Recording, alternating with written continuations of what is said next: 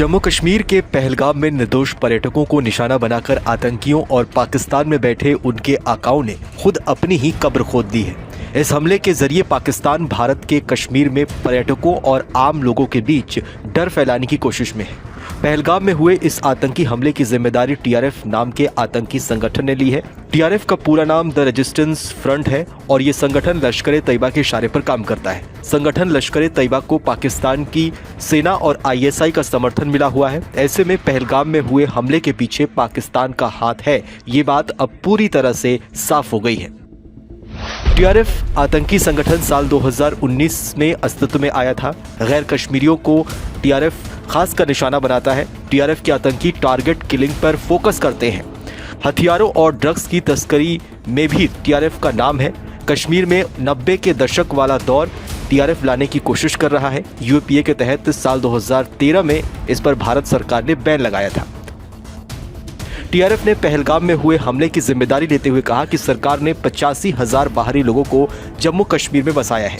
ये कश्मीर आते तो पर्यटक बनकर है, लेकिन यहीं पर बस जाते हैं। ये हमला उसी का खामियाजा है। जम्मू कश्मीर में धारा 370 हटाए जाने के बाद कश्मीर में विकास कार्यों में तेजी आई। पूरे कश्मीर में अमन चैन बढ़ने से कश्मीर में पर्यटकों की संख्या भी तेजी से बढ़ी।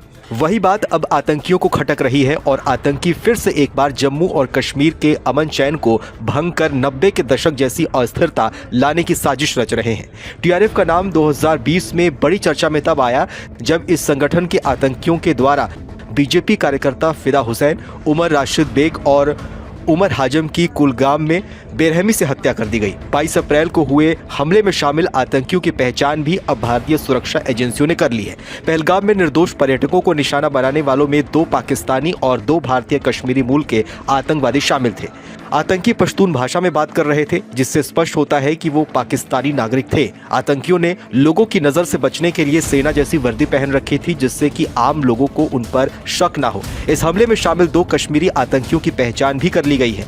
इनके नाम आदिल अहमद ठाकुर और आसिफ शेख बताए गए हैं। सूत्रों के अनुसार आदिल ठाकुर लश्कर-ए-तैयबा से जुड़ा हुआ है और जम्मू कश्मीर के गुरी बिजबेहाड़ा का रहने वाला है, जबकि आसिफ शेख का कनेक्शन जैश-ए-मोहम्मद से है और वो मोघामा मीर मोहम्मद त्राल का निवासी है। हमले के वक्त 2 आतंकियों ने बॉडी कैमरा भी पहन रखा था और उन्होंने पूरे हमले को रिकॉर्ड किया है।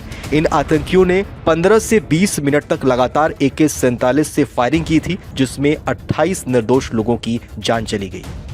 गर्मियों की छुट्टी होने वाली थी, मेरे पापा आने वाले थे, तो हम लोग सभी खुश थे। तो मैं एक बेड पे चढ़ के डांस कर रहा था, लेकिन वो पहले ही आ गए। फ्रीज। तो मैं उस समय तो कंटिन्यू नहीं कर सकता था ना, तो फ्रीज फ्रेम टाइप का हो गया। कसम पैदा कर